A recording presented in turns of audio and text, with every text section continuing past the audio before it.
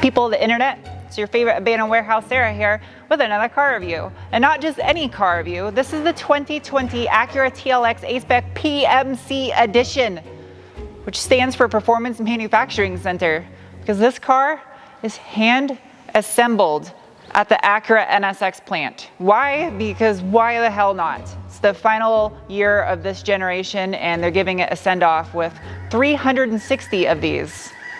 That quail is all about this car. Normally, I overexpose my cameras because I'm self-conscious of you seeing inside every single pore on my face. But this time, it's so you can check out the paint on this car. It's called Valencia Red Pearl. Normally, it's a special color offered on the NSX. I believe it's a $6,000 option. And it comes standard on this PMC Edition TLX. Any of you that know anything about paint jobs know that this tri-stage paint job that mentions something about nanos being involved, I guess baby robots helped, know that this is not a cheap paint job. And it actually has a little less orange peel than most of the new cars I review. There's still some, but this is gorgeous paint. Oddly enough, the super high-end paint job on this car is not my favorite feature. Check this out. The LED ring around the headlights is amber instead of white. It looks so good, I love this. Thankfully, Acura did not put machined face wheels on this car. It does come with these all gloss black 19s wrapped in 245/40 Michelin all seasons, but there is no Brembo or 4-pot caliper on the front of this car. I was kind of hoping to see that with this PMC A-Spec edition, but I'm not going to knock these brakes until we give them a test a little bit later in the video. I did find this kind of interesting though. Not only is the rotor itself ventilated, but the rotor hat as well has vents in it. I don't want to ruin the shot by getting in it, so I'm just going to let you look at the back side of this car. Take it in for a second. I'm kind of glad that there are no PMC badges anywhere on the exterior of this thing. Honestly, if they would have stuck another badge on the back of this car, it would have had enough acronyms back here to look like a PowerPoint slide from the Department of Defense. I appreciate that rear diffuser. It's really nice, gloss black. Good looking taillights, a little bit tinted. Little black lip spoiler. This thing's nice. You're metal, you're getting a pass even though you're not attached to the actual exhaust system. I guess that kind of makes it good for aftermarket mufflers though, because then you can retain the factory styling if you want. The 2021 TLX is all new and there's already pictures of it online, but I wanted to review this for you guys because I've always been a fan of waiting till the final year of a car's production for that generation because you get all this extra stuff packed into it and it's literally the best version of that car possible. Let me know in the comment section below, what do you think? All new or get the very last year with all this stuff packed into it? Since this is the final model year of this generation of the TLX, it would be absolutely pointless for me to bring up anything in here seeming dated. It should be a given obvious because the new one comes out for 2021. So with that said, this PMC edition, the seats in here, the Alcantara suede, it's super soft, just like Alcantara should be.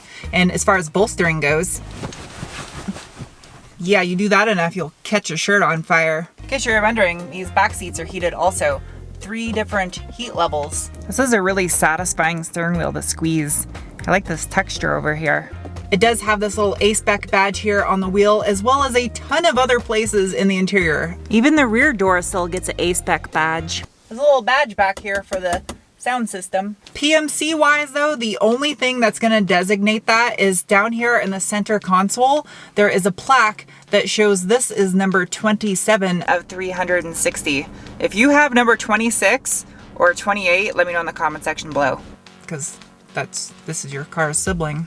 Above the plaque in the center console are all the controls to select from drive, neutral, reverse, park. And I have to say, if you have long nails, it's kind of a pain to work those. Tech-wise, even with the age of this platform, it has everything I need, and I very seldom actually looked down here at the center stack. I just had it on satellite radio and paid attention to driving. And the driving experience, oh, I can't wait to get to that. I don't want to foreshadow, but I think I just did. I wish more companies would put a smartphone button like this. It makes fruit and robot compatibility way easier. Inside and out, I don't... Hey, there's a Roadrunner. Come here, Roadrunner. You looked at me. Ooh, look, look, look. See it right there? Walking towards that beam? He's walking towards the right side of the screen right now. You can see his head right there. It's a Roadrunner, like Wile E. Coyote. I keep finding myself looking for details in the interior that really show that this is hand assembled. And I don't know if these seats are hand assembled, but they did a good job at making sure these stitches were nice and even along the edge. Cute. I thought this was strange. Most of the cars I review, the climate control usually bottoms out at 60 degrees, but this one keeps going. So technically it goes down to 57. That's freezing. How about you? What do you do? Whoa! The rear cup holder back here looks like a totem pole face. It's like Brick Eagle, if I had to give it a name. And it's squishy. It's a squishy Brick Eagle. It's getting kind of stuffy in here, so I'm gonna start this thing up. Crank that AC.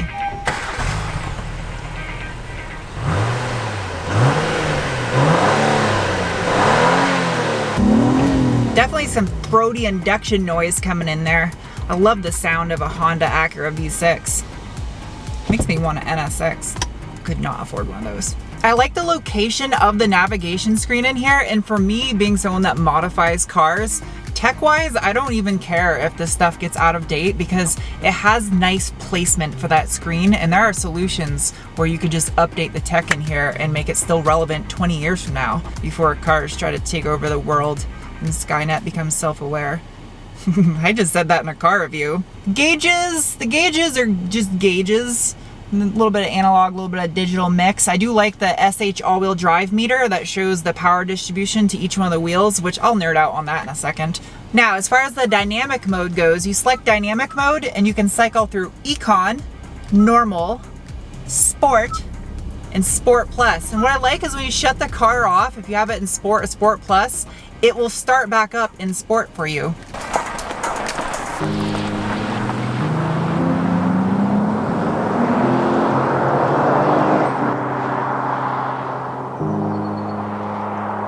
In the name of science, it's time to give it some beans. I'm gonna put dynamic mode into Sport Plus, and I'm going to turn traction control off. Ready, Acura? Go. This thing is inducty, snarling.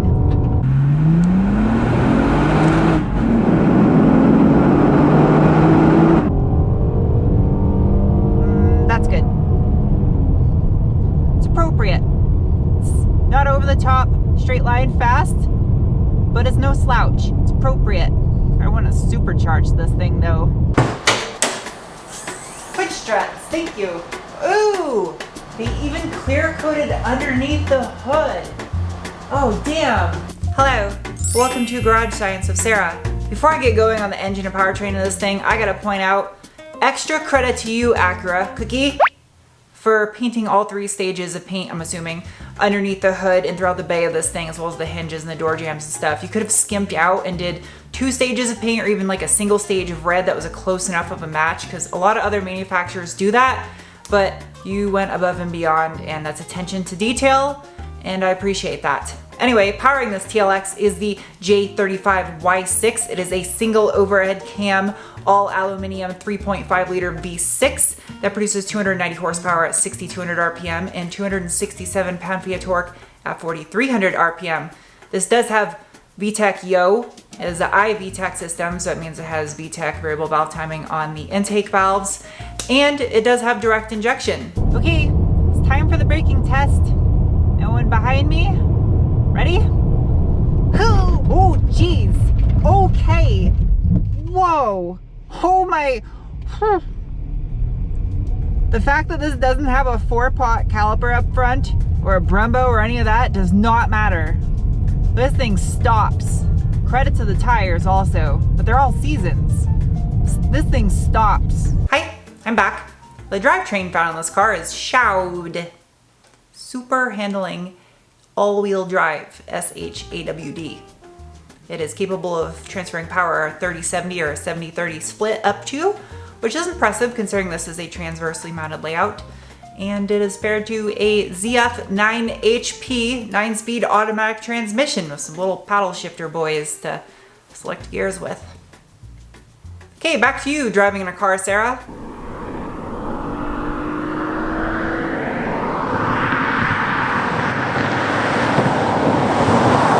The big deal with this PMC package, other than its rarity and the pretty paint scheme, is the fact that you can get the A-Spec and the Advanced packages both equipped on this car, which is something you normally can't do. As far as performance enhancements go, that's mainly with the A-Spec trim package. It stiffens the suspension up just a bit, which I'm about to see how that is right here. Oh wow, it actually rotates a little bit in the rear end.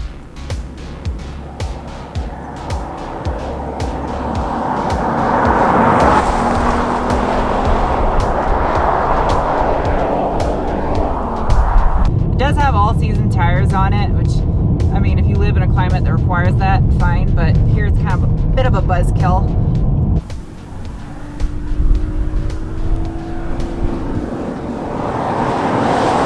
While I am a fan of this all-wheel drive system, I do have to say at times, this transmission, it feels like I'm speaking to the strong dialect that it's just kind of like, I get you, but what? And ooh, rotate car, rotate, rotato potato. Oh, that was nice right there. I like that it sends 70% of the power up to the rear wheels despite this being a transversely mounted drivetrain configuration, and then it'll torque vector 100% left to right in the rear diff. It makes this thing fun to drive. Since I've never reviewed any of the other models of TLX, I would be lying if I sat here and tried to say I notice a difference because this is hand assembled versus the others, because I have no baseline to compare it to. I will say that this thing is very tight on the inside. There are no rattles in here other than stuff I brought into the car. And it's quiet in here considering that I'm driving on fairly rough asphalt. Tires do have a lot to do with road noise. The fuel economy didn't really wow me, and it didn't really bother me either. It's just something I didn't pay much attention to. A lot of the competitors out there are using forced induction engines, and while I'm a big fan of gobs of torque down low, I have to say I love the snarl of a naturally aspirated Honda Acura V6. There's just something special about it. It doesn't give you that in the gut punch, but the upper RPM pull while it's roaring. Reminds me of those DVDs back in the day. Temple of VTech. If you guys have never seen one of my car reviews before, I have multiple categories to rate and assess them. Starting with the bean score. It's a rating of 1 to 5 beans based on the feeling you get in your gut when you give it the beans. And that car right there, it's getting a rating of 1.4 beans. It's not the fastest car in a straight line. It definitely makes up for it though with the super handling all-wheel drive system. It is fun to push this thing to its limits on a back road. I thoroughly enjoyed driving this thing. Next is the cookie score. It's a rating of 1 to 5 cookies based on what you get for what you spend. And this car right here, PMC Edition, oh, it's getting a rating of 4.1 cookies. Now hear me out, I know that is a high score, and that's because this car is hand assembled. And whether or not it is that much different than a regular assembly line assembled TLX, I'm not gonna argue that, but I will say that the fact that humans go over this entire car, it has this paint job on it, which is by far not a cheap paint job. And you get the Advanced package, the A-Spec package, and this PMC Edition all in one, and there's one of 360. That's a lot of value. Lastly is the Penguin score. It is a rating of how much I personally like a car. And this PMC Edition TLX, it's getting a rating of 3.6 penguins. It's getting a pretty decent score because it's a weird, unique car. There's not very many of them out there, and it's absolutely gorgeous. And I really like that the daytime running lights are amber. Yeah, I'm throwing that in there. Anyway, I hope you guys enjoy this review, and I will see you soon with another. Bye. I have this front seat far enough back that I could barely touch the pedals, and my knees are hitting. So that's a great way of explaining how big the back seat is. You're welcome.